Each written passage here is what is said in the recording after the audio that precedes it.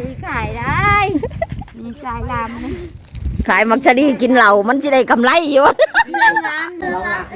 ทำบุญเลนดิโอ้ยมึงเพิ่นได้ยังว่ามีเพิ่นอยู่มีเพิ่นเขาปะเอาฟดจะได้ซิมนี่คือเห็นมันเชื่อว่ามันหนุ่มไม่เยอะ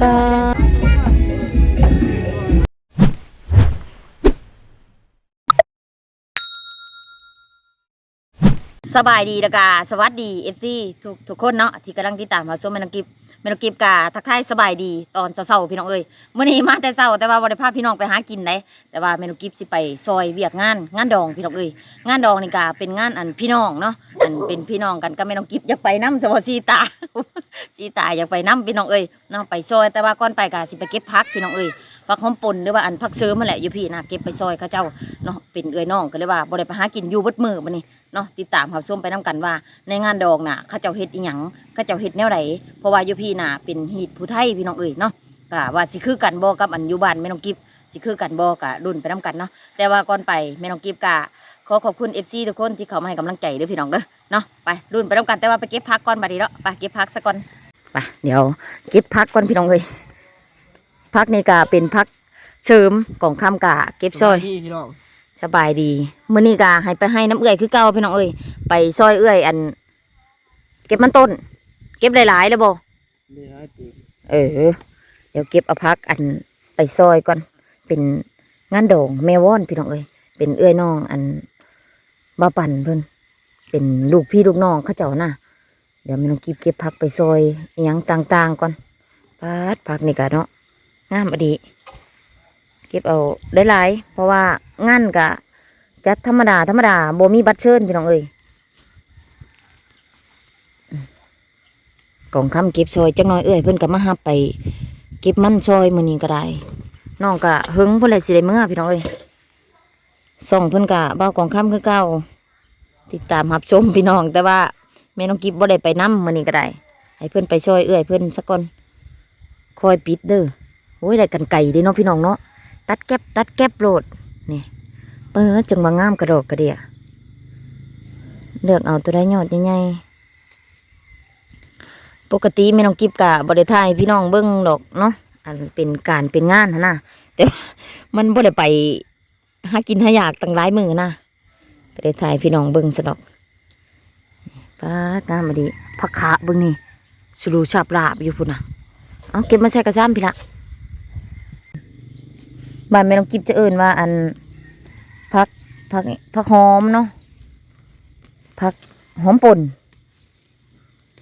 แต่ว่าอยู่พี่ก็จะเอิ้นผักเถิมแม่น้องกิฟกับบ่มีหยังหลายพี่น้องเอ้ยซอยผักซอยหญ้าเขาเจ้าซอยกระปุ่นกระปาดนี่ล่ะจะว่าอันเขาเจ้าเตรียมเครื่องงานเรียบร้อยแล้วบ่จักก็แม่น้องกิฟท่านน่ะไปจนป่านนี้ซะดอก เป็นไผเขาเจ้าได้พี่น้องเอ้ยแต่ว่าคือเว้าเลยเพื่อแม่น้องกิฟสิลูกมาเฮ็ดนั่นเฮ็ดนี่อีกเขาก็พ่อเพิ่นป้อนน้องกิฟก็แล้วเฮ้อ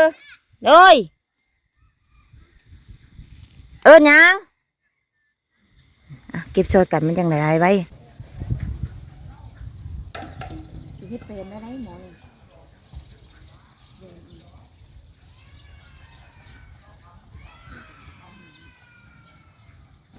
มันคงไม่จะแห้งงามเลยนี่ล่ะ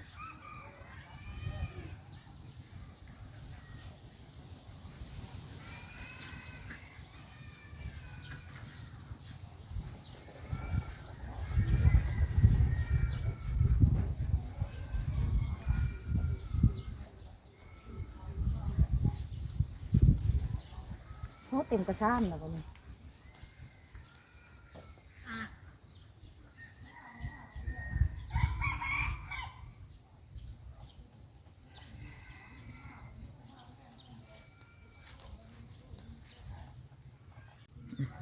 กองคำกะเก็บช่วยพี่น้อยเก็บช่วยเอื้อยฝ้าวบ่ได้เมื่อง่ายดอกเมื่อบ้านก็ได้ยังถากเก็บดอกกระเจียวพุ่นว่า ดอกกระเจียวแดงนะอาจจะเป็นเดือน5 เดือน6แต่ว่าดอกกระเจียวขาวนี่โมเมนต์ออกกับวันนี้ไปหาเบิ่งเด้อฝนตกหลายๆมื้อใดๆเอ้าฝนตกหลายๆมื้อแล้วย่านอันดอกกระเจียวลักออก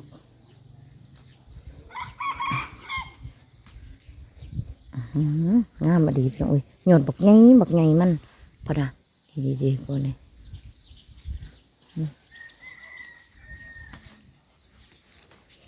เลือกเอาแต่หยอดใหญ่ๆผู้มันย่อยลงดุมผู้เอามากระซ้ำนาเต็มแล้วบ่นายไปเอากระซ้ำใหญ่มาเนาะแม่น้องกิ๊บบ่ได้ใส่ปุ๋ยเด้อพี่น้องรดน้ำอย่างเดียวอนุญาตน้ำพี่น้องใส่ปุ๋ยอันขี้เป็ดใส่ล้ำกะสงสัยไปก่อนนะไปงานดองนะไปซอยงานนะสงสัยไปก่อนหาหมักสะดีไปขายพร้อมเดี๋ยวพี่น้องใส่ล้ำนะเดี๋ยวไปซื้อหมักสะดีน้ำสายล้ำไหนแล้วล้ำจักก่อนจ้ะเนาะเดี๋ยวเก็บเอาอีกก้อนคมลงให้มันได้หลายๆงามมาดีปะขะกระไดเนาะ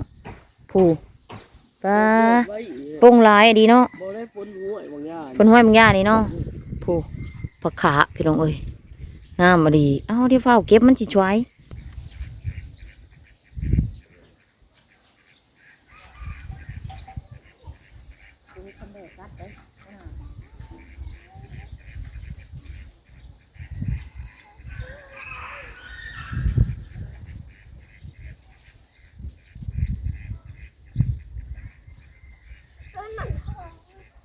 ดามาเก็บซอยพักซอยไม่ค่ะยีนว่าเขานะ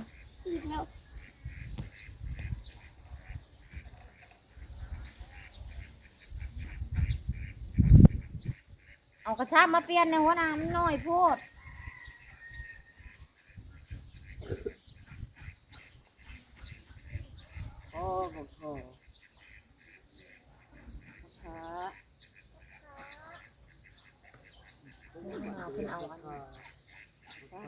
คิดไปเอากระชากง่ายไปถูกไป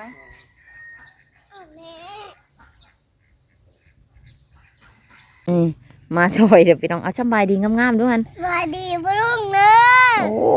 เก็บผักช่วยอีกใช่อีพอว่าเอาแน่มาใช่อีกแน่ปิดน่ะเต็มกระชากหน่อยนึงล่ะเต็มกระชากเลยพี่น้องเอ้ยเบิ่งนี่นานเดียวนี่พอดีพ่อพี่น้องเอ้ยเอาไปช่วยก็เจ้าก็ได้มันหลายกว่ามันนี่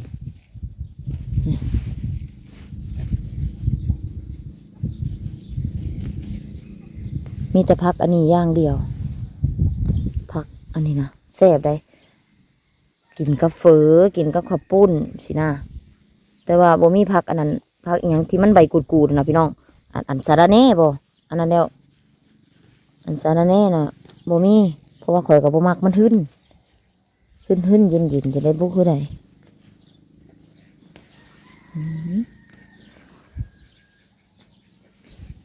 เลือกเอาแต่หยอดใหญ่ๆหยอดน้อยกับปลามันใหญ่ได้บ่กิบเม้นดาวอันช่ำแบ่กินเห็มของแม่ดาลูกบ่แม่กิน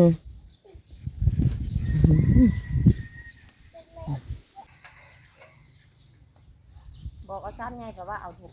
บอกเอาอันทุกไงกับ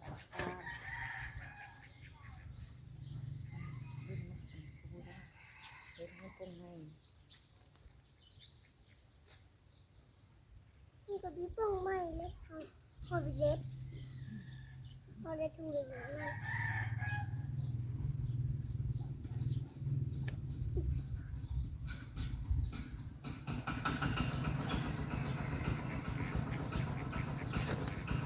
โต๊ะไปลูกโต๊ะไปอุ้ยก็กินกระไรก็ไม่ย่อนก็กินกระไรแล้ว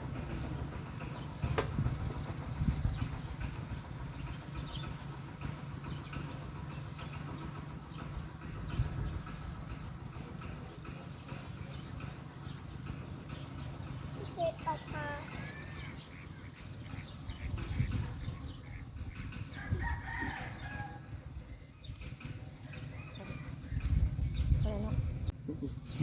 เต็มกระซ้ำไปหน่อยกระซ้ำหน่อยได้ถกจะซ้ำไงกว่าพอดีเต็มป้าเอาไปไว้ก้อนแล้วจังเอาใส่ถุงแล้วจังถือไปเดี๋ยวไปเบิ่งหมกเล่นหมกลันซะก่อน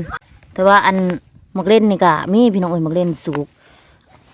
อันนี้เอาไว้มันสุกเพราะว่าอันเมน้องกิฟเอาให้เล่าแล้วมือนั่นก็คู่หนึ่งน่ะนี่เบิด เริ่มเฮิมแล้ววันไม่ต้องกิบจะเอิญเฮิมนี่เดิมเฮิมแล้วมักเล่นอันนี้นะอันนั้นมะเขือเล่นปะเดี๋ยวเอาไว้มันสุกเฮ้ยแล้วลูกนะเฮ้ยแล้วจะถุงก่อน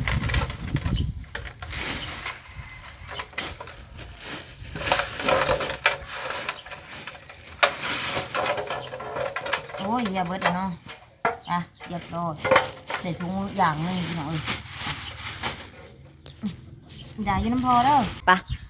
เก็บอันแช่ถุงเรียบร้อยพี่น้องเอ้ยเดี๋ยวอันไปเฮือนกันจะก่อนไปพอกันอยู่พูดแหละโมเมนคนหลายแล้วบ่ปานนี้เนาะปะมาท่านสายล้ำพี่น้องเอ้ยสบายดีขายหมากซาดีกิบเอาบ่หมักชะลีนะเอาบ่เดี๋ยวซื้อหมักชะลีก่อนหัวหน้าบ่เอาหมักชะลีนี่นะเจ้าขายหมักชะลีซอยสายล้ำเลยเอาจักบาทเลยลูกขายมักชะลีนี่หมักชะลีสายล้ำพี่น้องมักข้าวโพดนั่นล่ะหน่วยเท่าไรก็หน่วย5,000เอาถุงมาสื่อซอยสายล้ำก่อนพี่น้องเอ้ยโอ้ฝนกะจิตกห้ำมันต้นแล้วมักชะลีจะเทิงมันต้นแล้วนี่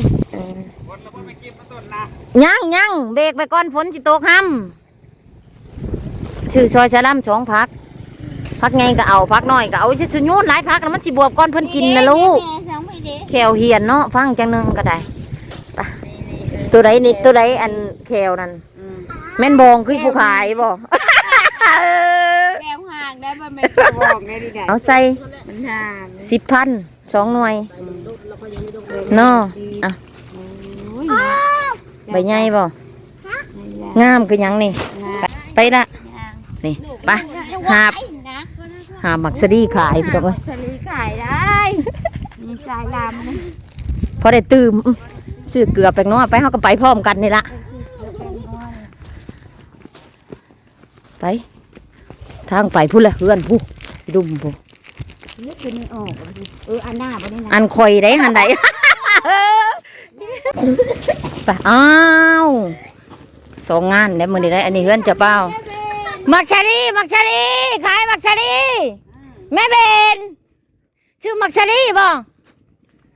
มักชะลีได้หน่วย5,000ไปขายมักชะลีพังแน่อันปูถามมันเป็นแม่ค้าขายมักชะลีนะพูนไปแต่ละนักมาพี่สีเฮ็ดหาบซอยฮะนะมาพี่มันหนักหาบมาฮอดพี่น้องเอ้ยบนงานเนี่ยถ้าได้ขึ้นถึงกันจำเอาให้แต่ไหนมาขายมักชะลีกับยินเราวันนี้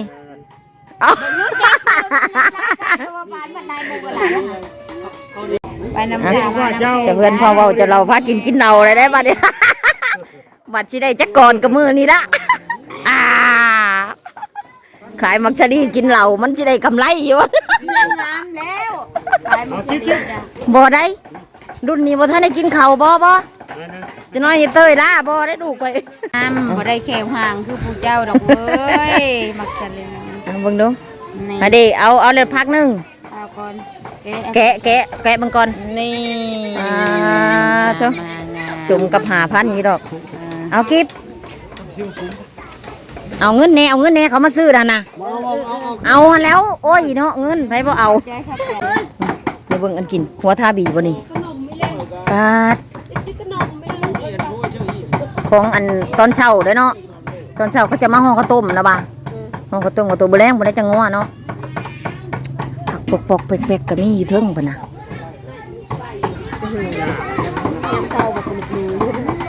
คุณชื่อเด้อบ่คุณจักพันนะจำไว้จิบงามบ่หาแก้ปลากิบบังดูอะไรโคเลย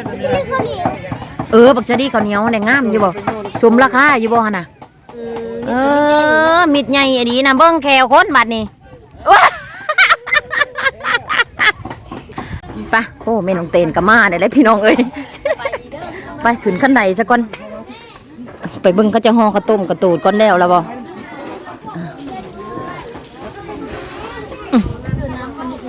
นี่แล้วเราบ่ป้าอู้มืดเดี๋ยวนี้น้องอ๋อแล้วบ่ได้บ่เอาไปแช่ลงแช่ จ๊จีร้านคุณก็ต้มเขาว่าก็เขาไม่เลนดิโอ้ยเขาได้เงินถึงเรา เดี๋ยวห่อกระต้มก่อนจักห่อในเรื่องหยังมาเว้าอันนี้เรื่องเลขเรื่องเบือโอ้ โอ้ลงเลขแล้ว เรื่องรวยอะดีเนาะ เลขกะเปโอหลักเปได้ละชื่อมีเป็นแล้ว มื้อนี้ได้มื้อนี้บ่ บ่ว่านนี่ มื้อนี้วันหยัง เก็บดี มื้อนี้ก็ออกว่าแม่นบ่ได้เด้อบ่ฝันนะบ่ พันกับกันพันมีแน่นอน โอ้ เดี๋ยวห่อกันจักบาทอ่ะแซ่อันเป็นพวงๆนี่แล้วข้าวต้มผักหวาน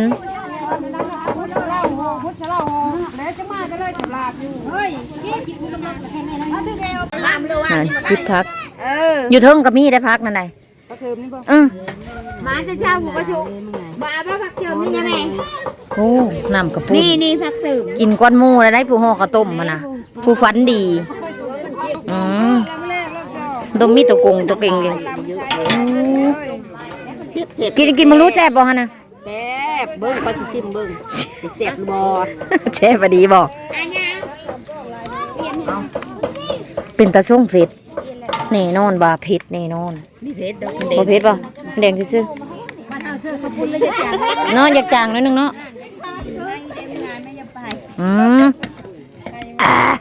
แซ่บ แซ่บโน่ มืดฝนมาแล้วไม่ไหวเห็นบ่ทางหน้าพูนทางหลังป้าพูนเห็นบ่พูนตกแน่นอนมื้อนี้ตกหลายตกหน่อยบ่จักคือแล้วบ่แม่น้องเตนมันห้ำของเจ้าเด้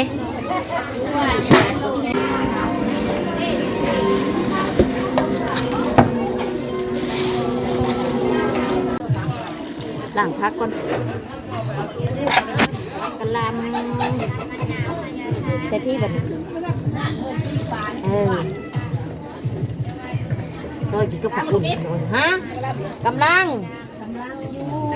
จะแล้วฮะเดาดีบ่ได้หมูฉวดจุ่มกุ้มก็คือซุ่มหมูไก่นี่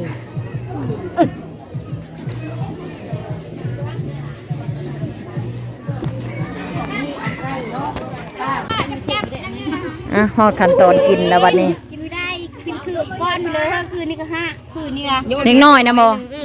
น่ะมูกินแล้วกาชอบเมื่อกี้ทุกคนจะเจ็บน้ำ กินได้ อ้าวอีน่าดิกาเราจะชอบเมื่อตัวจะชอบกินด้วยฮะ บดตัดเนาะให้กินช่ำกินข้าวพักเขากินยาบางยาเลยนะ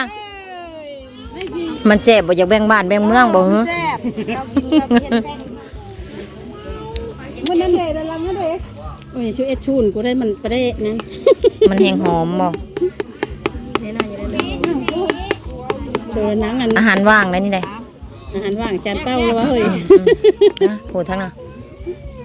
โอ้ยอย่าเผาอันนั้นกูได้อยู่อย่าเผาจับตัวนี้ ลุงหมอแย่ๆนี่ต้มไปสั่ง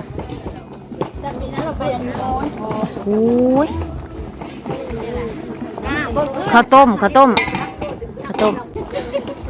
ยเนี่ยยังว่ามีคนอยู่มีกูหันน้อยจะพอใกล้นี่เลยโอ้ยลมมาแล้วนี่ค่ะน้องเยอะ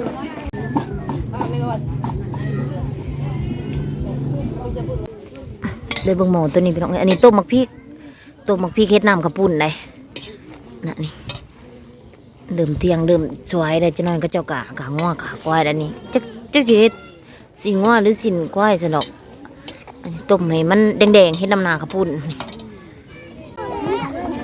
เอาไปให้ป้าซิมก่อนโอ้อันนี้อันผูกแขนโอ้แตกบ่แล้วแกะมันก่อนเอาไปแกะมันก่อนชุกแล้วบ่ แกอีลานี่ แกะมันนู้ตรงใช่นี่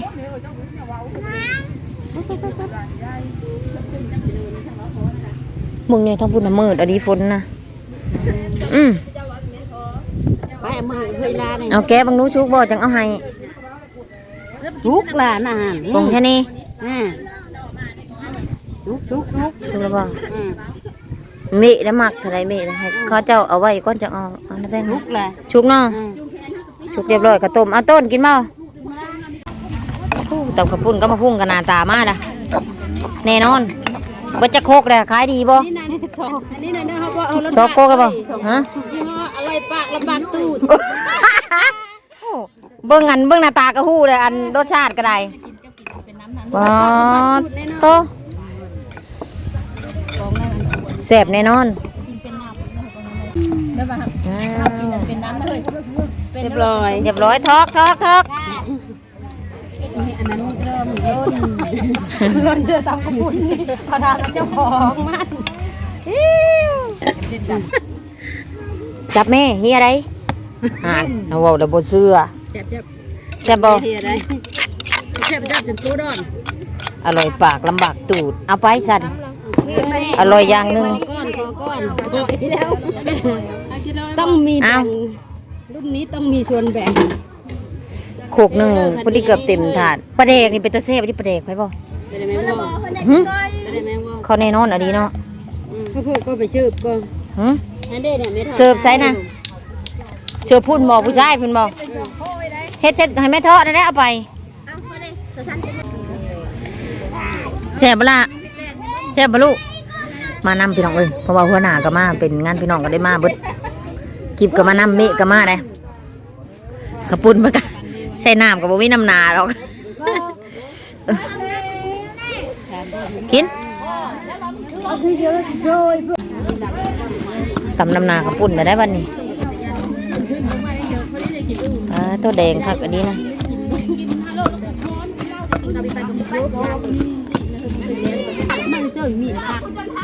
เฮ็ดจะได้สิแกงโมนี่นะงานทั้งที่กะแกงหน่อไม้จะบอกอยากไทยไหนอยาก พ่อนี่หลายอย่าง ถ้าเจ้าสิแกงหรือสิชุบเพื่อเฮ็ดชุบเอาลองกิบกะแซ่บบ่ลูกแซ่บคักแซ่บแน่เนาะ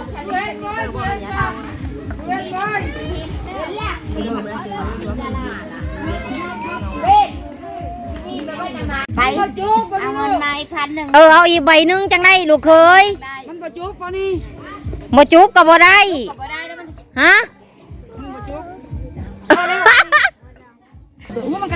เอาตัวน้อยนั่นจะอยากได้ตัวใหญ่เงินมาพอก็ได้ อ้าวตัวนั้นโอ้ลูกเคยใหญ่นี่เนาะ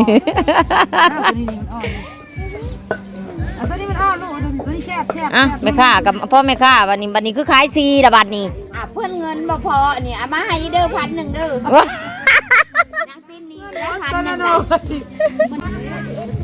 1,000 สุกเรียบร้อยข้าวต้มก็ได้โอ้โหแตกเว้ยเนาะ เอาไปทาง แตกจุบุจะวะไปทางพุ่นได้ทางเบื้องมันอนาไก่พุ่นได้ หานี่ว่าเอามองเอากระตาบ่ก็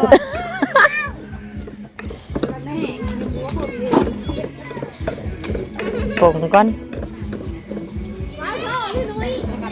เจ้าบางทีหาไปธรรมดา ข้างน้ำกระปุ่นบ่บัดนี้เฮ็ดน้ำกระปุ่นนะวันนี้ค่านอเป็งนัวปลาตุ้มหม้อหนึงพี่น้องเอ้ยกระนอทงหนึงน้ำตาลทงหนึงเป็งนัวถุงหนึงย่างละถุง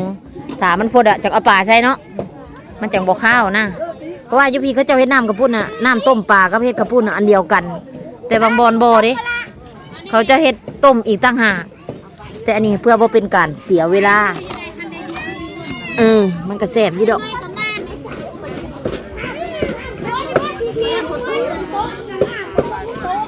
เอาไปเก็บก่อนไปเก็บก่อน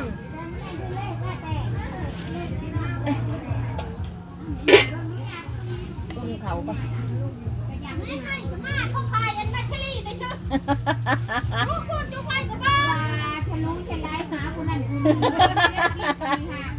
เอามาเก็บก่อนเถอะเอามาเก็บก่อนไผจังเอามาไว้ก่อน3 ที ตัดตีช่ำนั้นเจอ 5บ่หรือ6 เอาผู้เจ้านับ 5ประมาณนั้นแล้วอัดให้มันฟด อาดได้ อัดมาพี่มาเบิ่งโคกผู้ตำแจวที่อันแกงหน่อไม้ให้ตำคักตำแน่แท้บ่ ตำเนาะตำอย่างนี้นะตำพักได้ มาเบิ่งพอดมาเบิ่ง 1 2 3 โคกเพิ่มพ่ออีหลีนะ ยักษ์เลย โคกในเรือนนี่นะ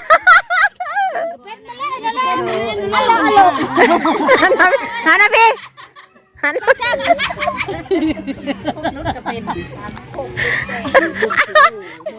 ใช่เลยแม่เบนนี่เนาะหันแม่เบนเว้านะให้แม่เบนโคกแตกพี่ดอกเลยก็ได้กระดอกกระเดียได้ตำคักตำแน่อดีนะตำแท้ตำว่าตำแซ่บตำนัววะเปลี่ยนโคกแง่ทั้งนุ่มมีอยู่ปั้นพอแล้วตายแนวนี้ตำจนโคกดูโคกซ้ำที่ต่ำเบิ่งดูอันควาดออกเพิ่นเลิกซ้ำไหนอันนั้นมันต่อแบบต่อบีบก็เด้อบัดยันขี้โคกแล้วซื้อหลายมันคือตัวนี้เลยมันบ่ได้หนาคือตัวนั้นโคกพูดแต่นะยักษ์โคกใหญ่นี่หันมาใกล้อโลมาพี่ดูอโลค่ะ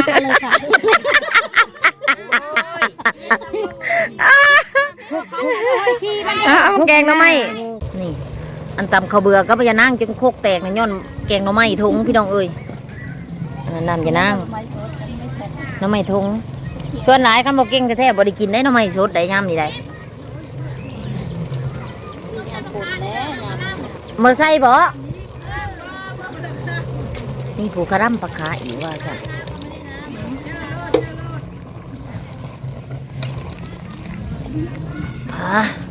งานดองงานประชูเก่งหน่อไม้บัดนี้เอ้าบางคนก็มีอยากซีนบางคนก็บ่อยากซีนอยากไข่ได้เด้อนี่ของธรรมศาสตร์เดี๋ยวใส่เก่งหน่อไม้กับใส่ผักขาพี่น้องเอ้ย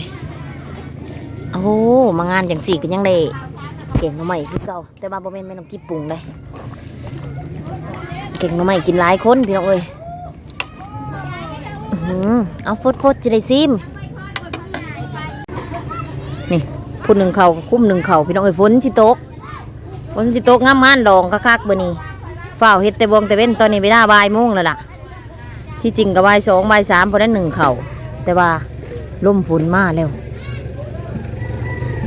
ป่านประมาณ5-6 โตนี่ละเอ็นโมเดลได้บ่ตรงประเด็นประมาณน่ะ5-6นี่แหละ2 4 5 6 2ชุดกับ7เขาใส่บ่เบิดได้หั่นใดใช่แล้วนะเปื่อยได้บ่ไม่ท้อเปื่อยนะฮะตัดมาใส่เอาก้างมันออกเป็ดชุกแล้วแหละมันยังเลยชุกมื้อนี้กับวันชุกเป็ดโลบ่นี่นะเป็ดโลเพิ่มมีขันเต็มแล้วซื้อมาแต่สวรรค์โลเท่าโลนึงเดี๋ยวจะ15แล้วบ่นักของเกณฑ์อันนั้นแล้วเอาก้างเปล่าก่อน2ไปได้2เนาะแรงนี่เลยแม่นบ่6หรือ7วะประมาณนั้นแหละเนาะ4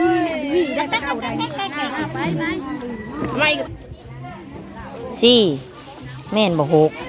5ตัวนี้4 5ตัวนี้เนาะ5ตัวนี่บ่แต่ได้ประมาณ6คือว่า5บ่อันนี้เด้ตัวนี้เด้บ่แม่นบ่น่ะห่างมันน่ะนี่ก้อนยะพร้าว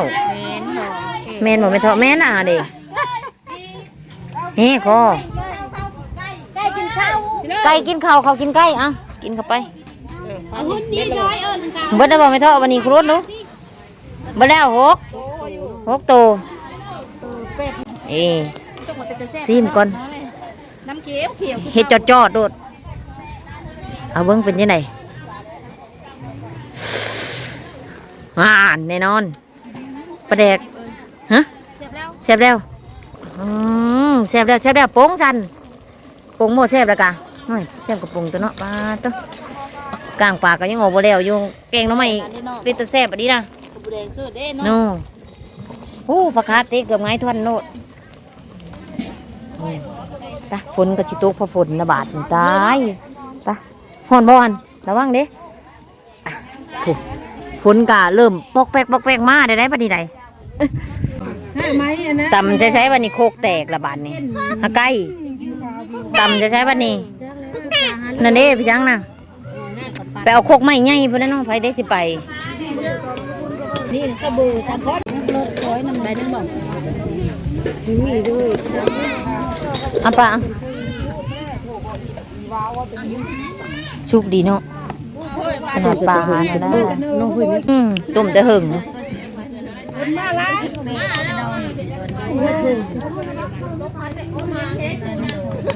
เอาไปปุ๊บจุมาได้บักฮงบักเฮ็บได้ ก้อนนี่เพิ่มก้อนนี่ ใส่ขวดน้ำนาขับรุนฮะ ไว้ใส่มื้อแรก เอามีมือแดงมืออื่นอีกบ่ ไว้มอนกินมื้อมันไอ้บางเดียวพูดครับ อันมืออื่นน่ะก็เฮาเฮ็ดมือแดงบ่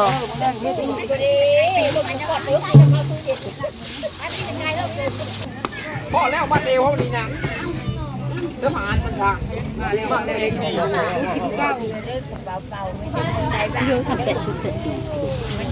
โยอยากใช้มะเขือ อยากใช้มักพริกเฮ็ดน้ำกระปุ้นนี่ก็ต้องเจียวซะก่อน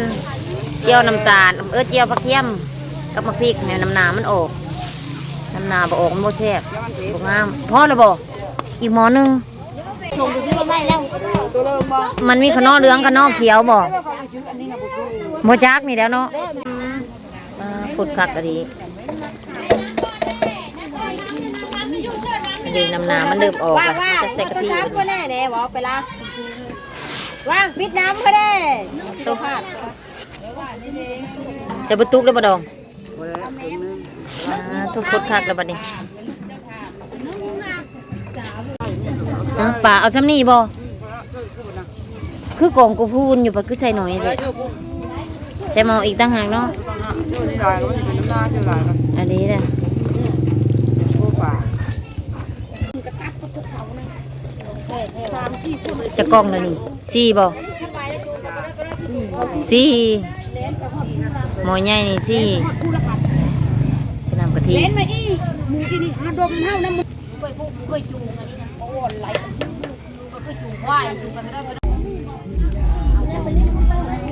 สินป่าใส่เครื่องนึ่งบ่หม้อเดียวนี่ก็จักว่าพ่อ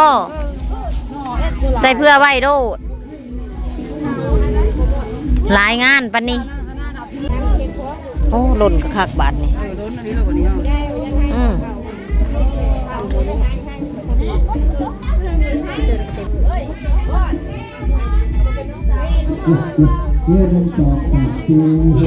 เสียงตู้เสียงเทปก็ขึ้นนะบัดโอ้นักมวยก็มีนักเลงก็มีครบงานดองงานนี่มีชูย่างชูแนวมีครบ เจ้าสาวบอกงามนะ เอ้าจะคนสีมีสามเป็นไงไก่ ยังทันละซ้ำยักเป็นมาเจ็ดด่านไม่ได้ว่า เอาชิมดูนัวเนาะเสียดายโทรบ่ทันมีน้ำขี้หูดนี่ใบขี้หูดลืมมาได้น้ำหนามันก็ได้ถ้าใบขี้หูดอย่างเดียวว้าตัว เจ้าช้างมัน แดงอองตองฮะนี่ฝนกะตกห้ำเลยพี่น้องเอ้ยตกยี่แต่ฝนก็ได้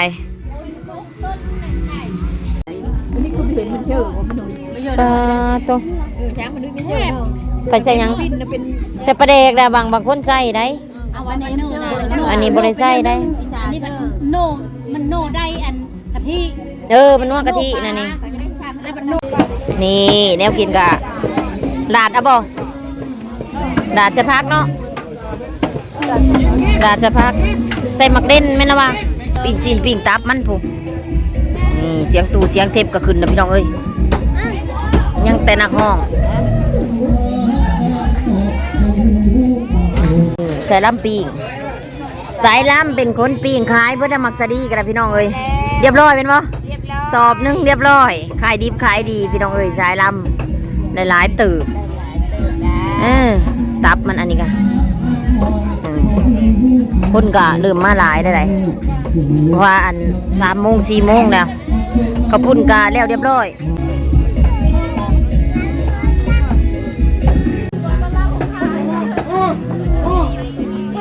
ทั้งนี้ครัว